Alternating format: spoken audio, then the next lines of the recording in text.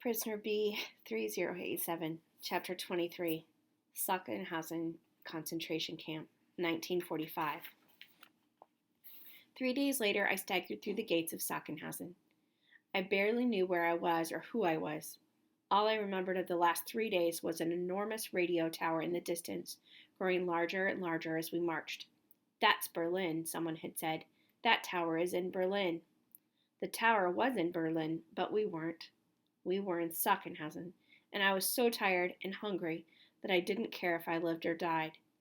Death seemed like such a welcome release. If the Nazis put us right to work, I might have died that day. I might have curled up on the ground like a Mussulman and never gotten up again. But they sent us to our barracks instead, where they fed us soup and bread. I was starving. I'd been without food for days now, with only snow to eat each morning before we began to walk again. But all I wanted to do was sleep. Would they let us lie down? They wouldn't let us get into our bunks yet, so we sipped at the soup. There was nothing better than flavored water, but it was warm, so blessedly warm. My dry mouth tried to hang on to every last drop as I swallowed it down. The bread I couldn't eat. Not yet. I didn't put it in the waist of my pants, though, this time. I clung to it like a precious jewel, hoarding it like a dragon. At last they told us it was time to sleep, and I crawled up into a single bed with 5 other men. There were so many of us we couldn't sleep on our backs, but I fell asleep right away just the same. Just being out of the cold felt like paradise. It seemed like I had just closed my eyes, when morning came and the capos roused us all out of our beds. In the light of day, we could see that the camp was filled with corpses. Sometimes they lay alone, up against the wall of a barrack, as though they had simply fallen asleep there. Sometimes there were piles of them, built neatly in rows of 4, one level turned this way, the next level turned that way, so that they would stack evenly. Sometimes the bodies looked like they had just been tossed aside where they had died, in the middle of the path, out behind the latrine. I had seen death many times by now.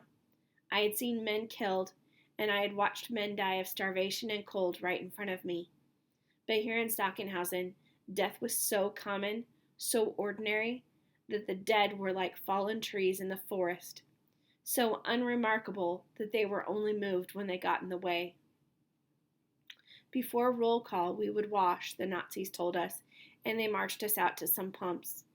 There were no brushes, no soap, no towels, but I rinsed myself off anyway. The water was freezing, but I was filthy from the march.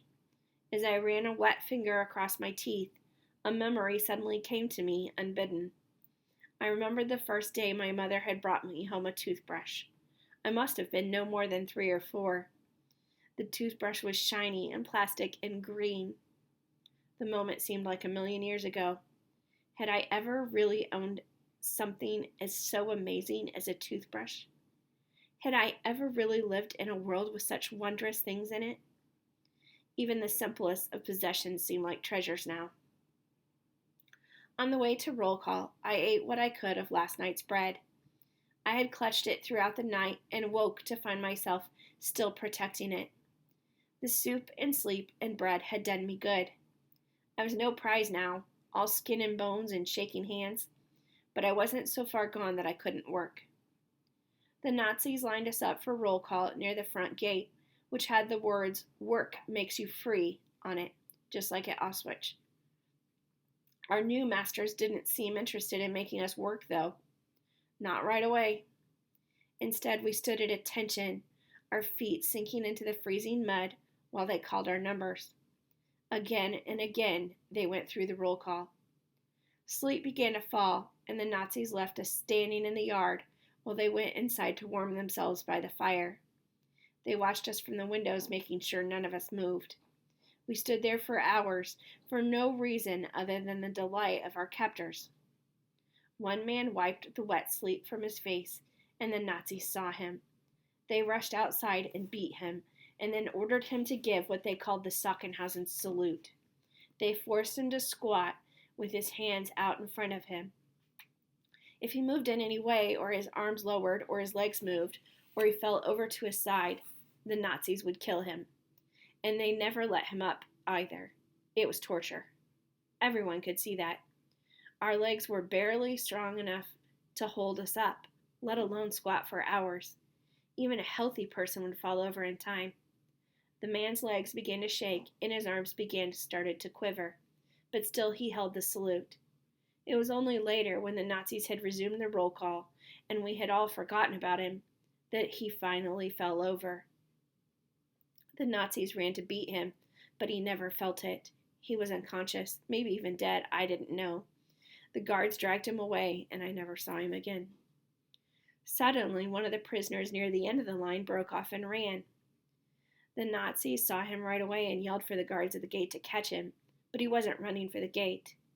In a stumbling, broken run, the prisoner threw himself on the high-voltage, electric barbed wire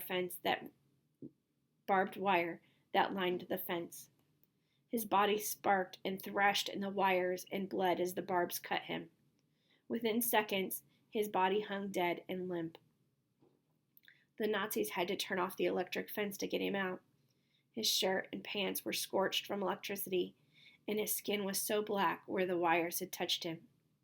I couldn't look, but at the same time, I couldn't look away. The Germans laughed as they threw his body down in front of us for everyone to see. Would any other Jews like to throw themselves on the fence? They asked. Go now, we won't stop you. We'll be glad to be rid of you. No one else took them up on their offer. After roll call, we were finally put to work. I broke rocks again in the quarry pit. Why the Germans needed so much gravel, I never understood.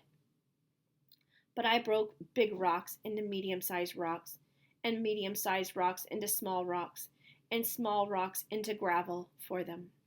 Pound, pound, pound, pound. My hammer getting heavier and heavier with each strike. At lunch, a half a dozen other young men and I were pulled away from our scant meals of watery soup and hard bread. We looked at each other nervously. Was this it? Were we all going to be lined up along a trench and shot? I fought down waves of terror as I walked.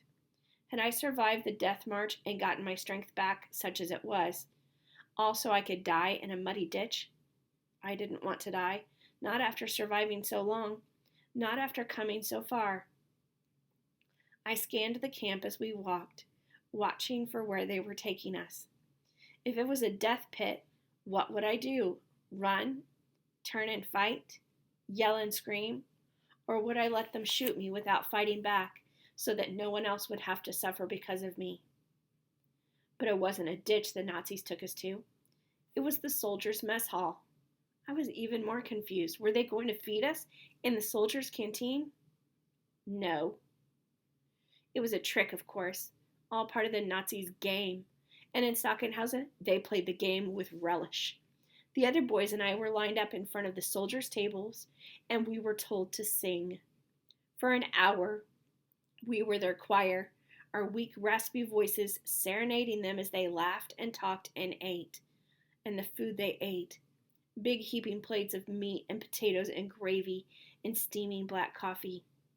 I tried to look away so my stomach wouldn't rumble, but just the smell of it made my mouth water. They weren't going to feed us any of it, of course. When they were finished eating, we were sent back to our barracks, where we found no food left for us. That afternoon, they put me to work chopping firewood to heat the soldiers' quarters. Chop, chop, chop. Every swing meant survival, I told myself. Work to live. Live until the Allies come. There were planes overhead here, too, and the rumbles of explosions in the distance. Berlin was under attack. The war had come to Germany. But would the war end before the Nazis killed me? That night at roll call, the Sachsenhausen guards wanted entertainment, so they had a boxing tournament. They made some of the prisoners be the boxers, and they forced the rest of us to watch.